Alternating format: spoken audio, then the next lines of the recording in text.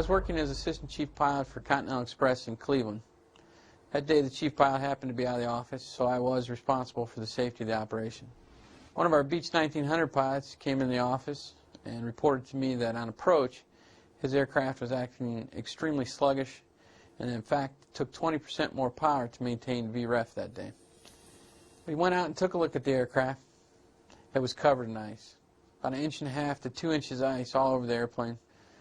The boots were clean, but behind the boots was just solid ice.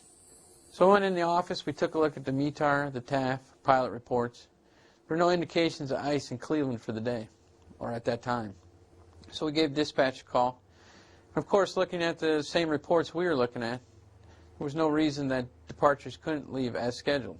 However, I made the very difficult decision to delay the flights until the weather improved. It was difficult because that's extremely expensive for an airline to delay or cancel flights. But I believe I made the right decision for the safety of the operation. And in fact, later that day, we found out there was a fatal aircraft crash within 100 miles of Cleveland, and that crash was due to icing.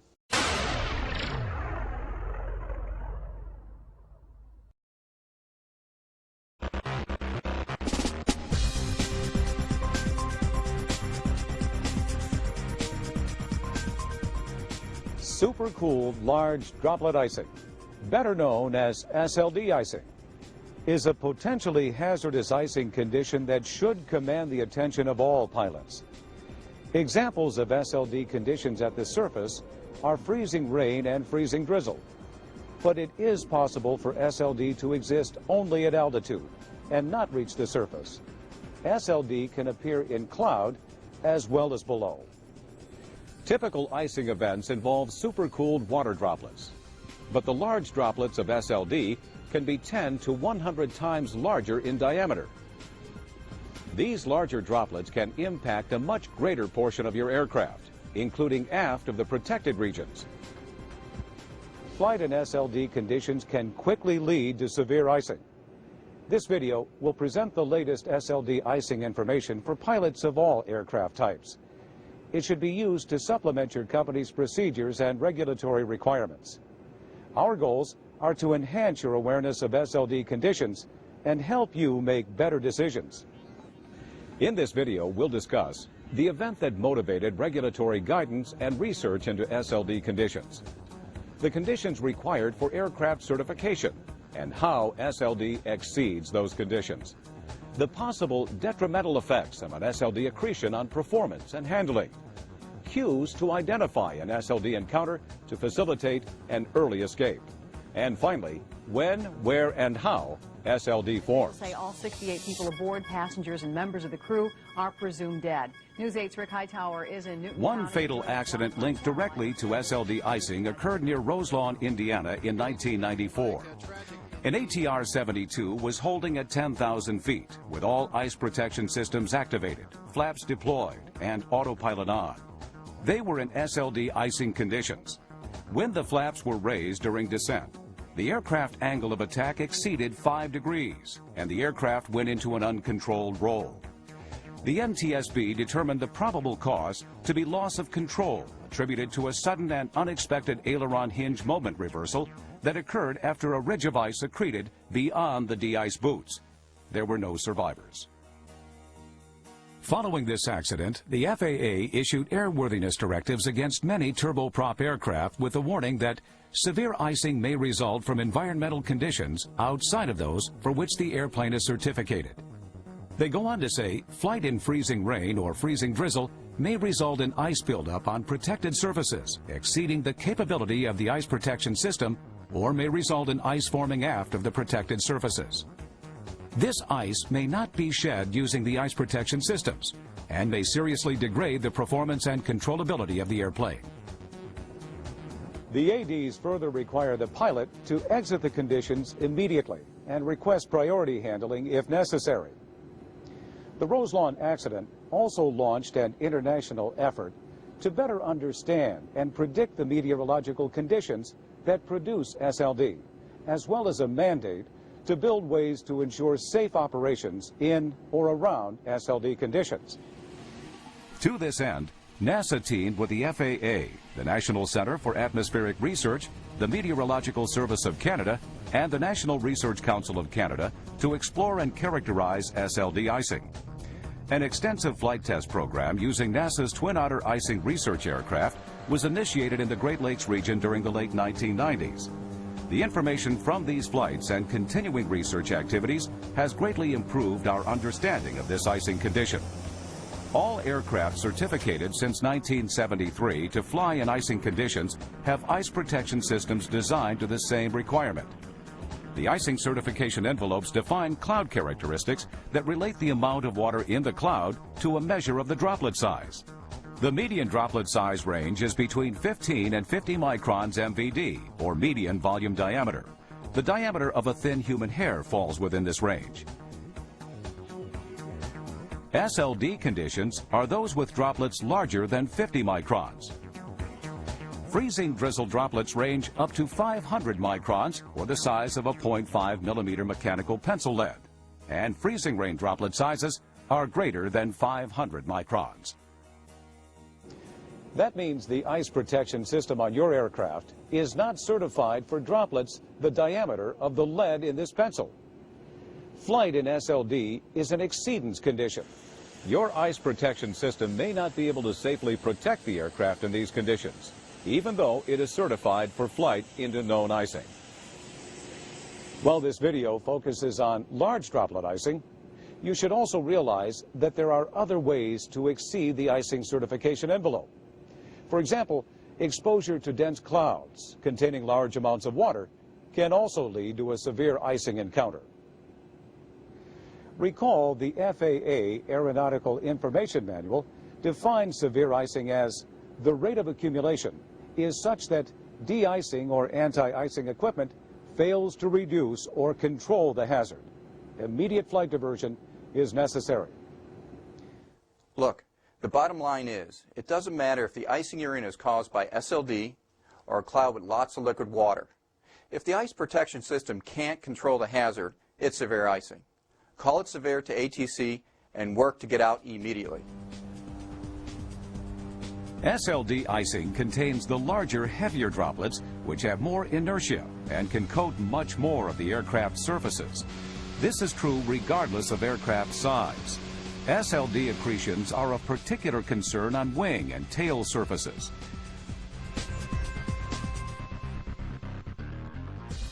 Unlike the smaller cloud-sized droplets that strike within the protected regions, larger droplets can impact from the leading edge to well aft of the ice-protected regions. While the de-icing or anti-icing protection systems will clear these areas, the ice that is formed aft will remain. This can form a ridge at or aft of the protected non-protected junction. This change in the shape of the flight surface may not be immediately dangerous, but could become so during configuration changes or when enhanced performance is required, such as approach and landing, a missed approach, or an emergency situation. This is why SLD icing can be substantially more hazardous than normal icing. The research efforts and regulatory guidance into SLD conditions have focused on turboprop rather than jet aircrafts. Jets typically do have advantages in icing conditions, with larger airfoils, higher climb rates, excess thrust, power-assisted controls, and anti-icing systems. However, the jet pilot should not feel immune in an SLD encounter. One potential disadvantage is the lack of visual and tactile cues. Without a reliable means to monitor for SLD, you could be exposed for a longer period of time. This can lead to a ridge or other significant SLD accretions. It really doesn't matter what kind of aircraft you're flying, turboprop, regional, corporate jet, or big iron. When you're in SLD, you have no idea how well the ice protection system is performing. In most cases, you're probably accreting ice after the protected area. You don't know what effect the resulting ice accretion will have on aircraft performance and handling. Most importantly, handling. The best defense is to avoid it if possible, or if you get in it, detect it early and get out.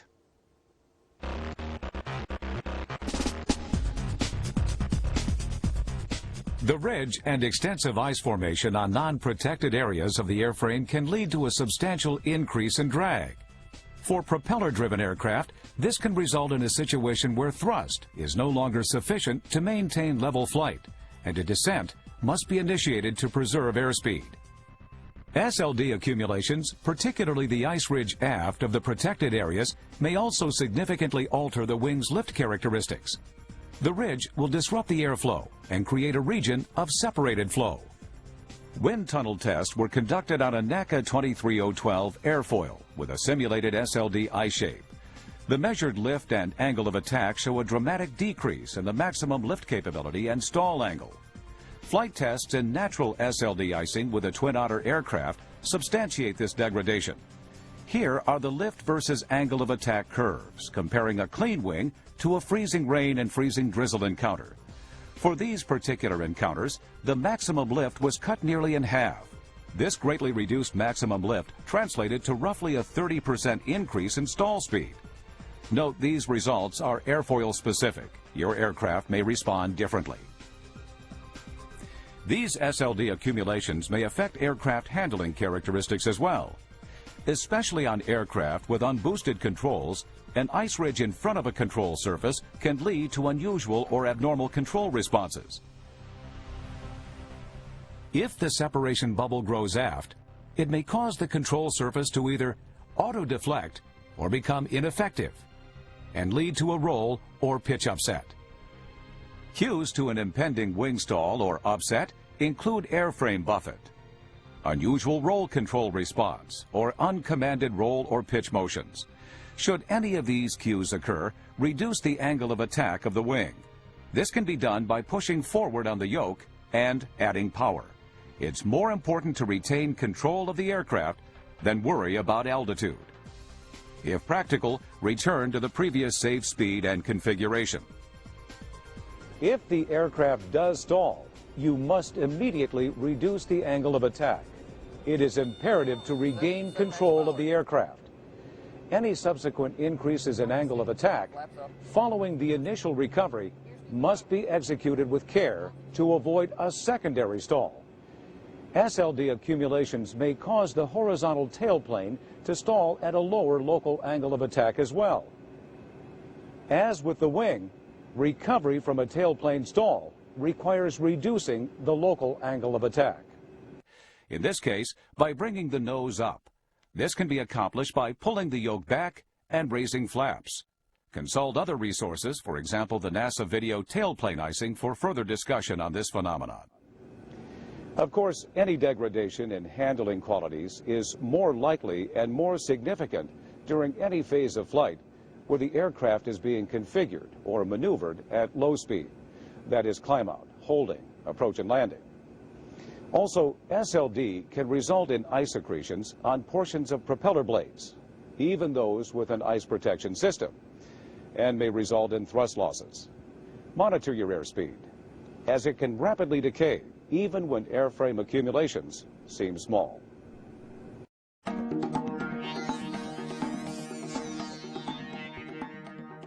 The sooner you detect you're in SLD conditions, the sooner you can act to escape. The extensive ice accumulation typical of large droplets may be helpful in visually detecting an SLD encounter. A generic cue cited in the ADs is unusually extensive ice accreted on the airframe in areas not normally observed to collect ice. As common visual cues are identified next, it should be noted that some of these may not be available in your aircraft. On some aircraft, the most immediate and obvious visual cue of SLD is ice forming on unheated or unprotected cockpit side window panels. Another visual cue is a ridge of ice on the wing at the protected-unprotected junction, or ice aft of the protection system. Of course, a normal icing encounter would accrete entirely within the protected region.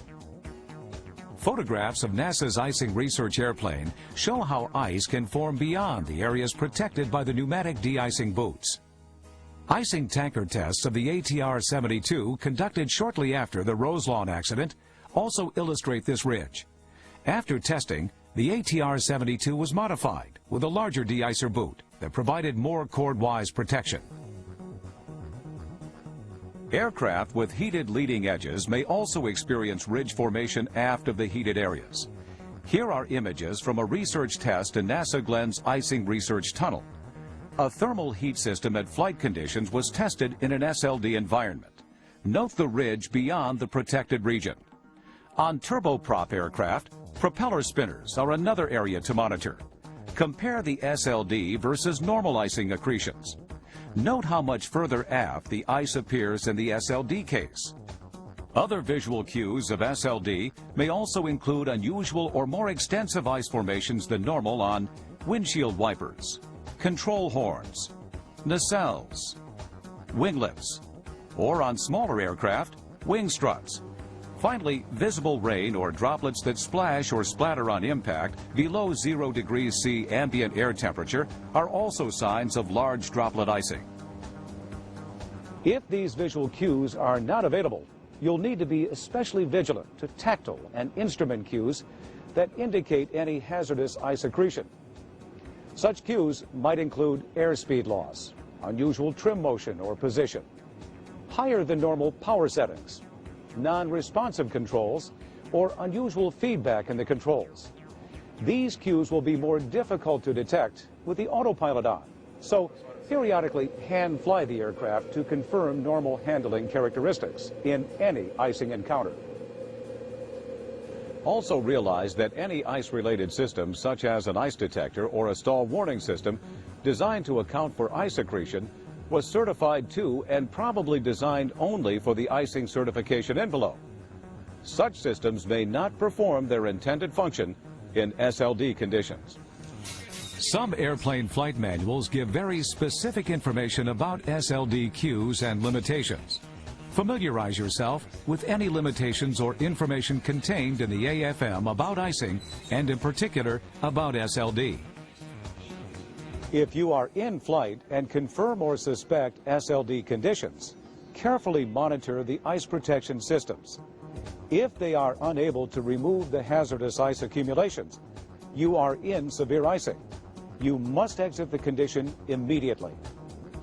An altitude change of 2,000 to 3,000 feet most likely will take you out of the SLD environment, even if you remain in the cloud.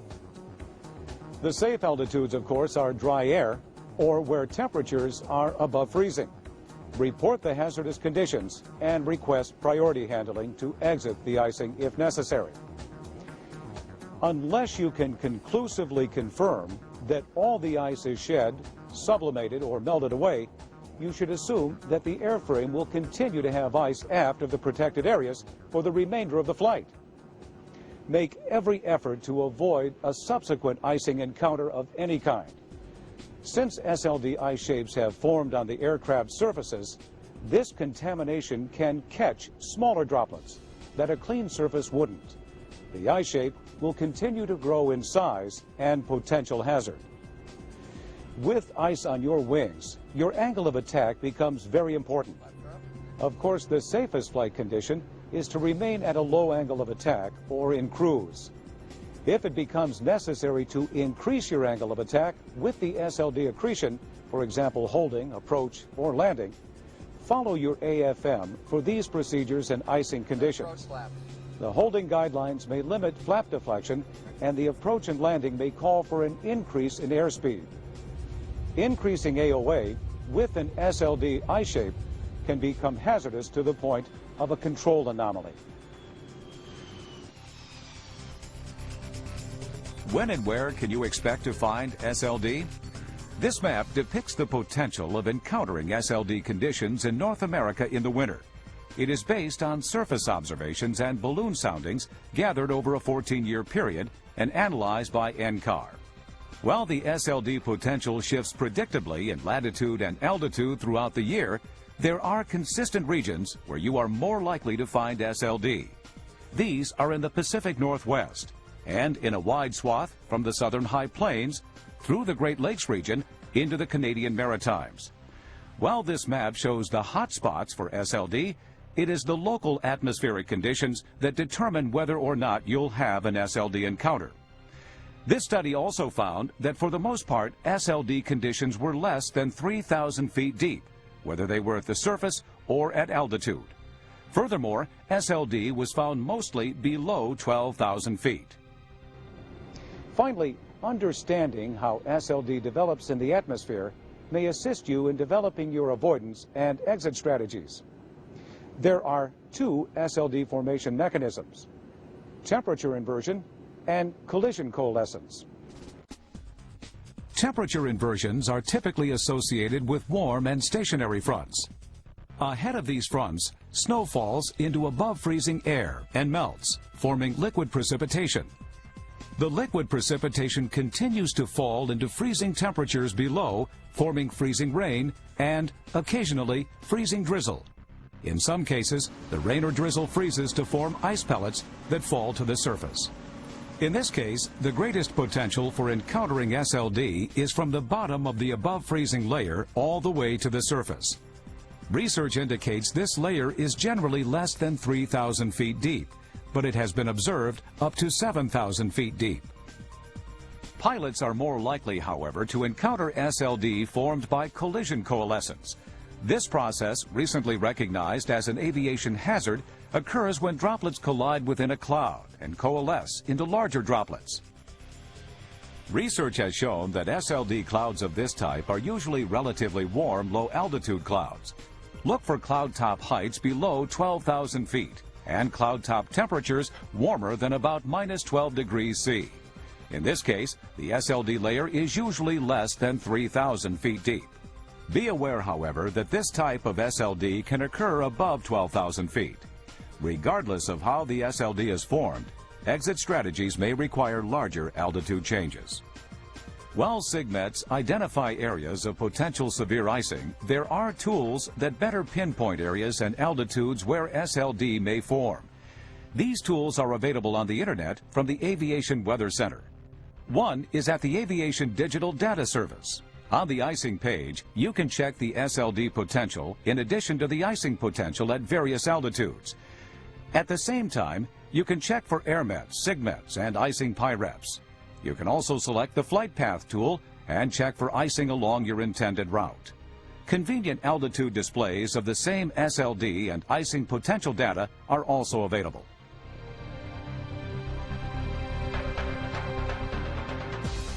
To summarize, supercooled large droplet icing involves a greater risk than normal icing. The large droplets can coat much more of the aircraft and may form a ridge of ice aft of the protected areas on the wing and on the tail. These SLD accumulations may dramatically reduce aircraft performance and alter the handling characteristics. If you encounter SLD conditions in flight, early detection and exit will help minimize the risk. Know where to look on your aircraft to quickly detect SLD accretions. If visual cues are not available, carefully monitor your instruments and the handling of the aircraft. If a speed or configuration change results in an unexpected or abnormal aircraft response, return to the previous safe configuration and speed. When the aircraft is stabilized, you can assess your options and decide on the safest course of action. To exit SLD conditions during cruise, an altitude change of 2,000 to 3,000 feet will probably be sufficient. But realize that extra caution is warranted during holding, approach and landing, and if attempted, takeoff and climb. You are most vulnerable to SLD accretions during these phases of flight because you're asking for a lot of performance from the wing when you're low, slow, and configuring. At the same time, your escape options are more limited due to traffic and terrain. You'll need to assess the environmental situation and the current capabilities of your aircraft to determine the optimal path to safety.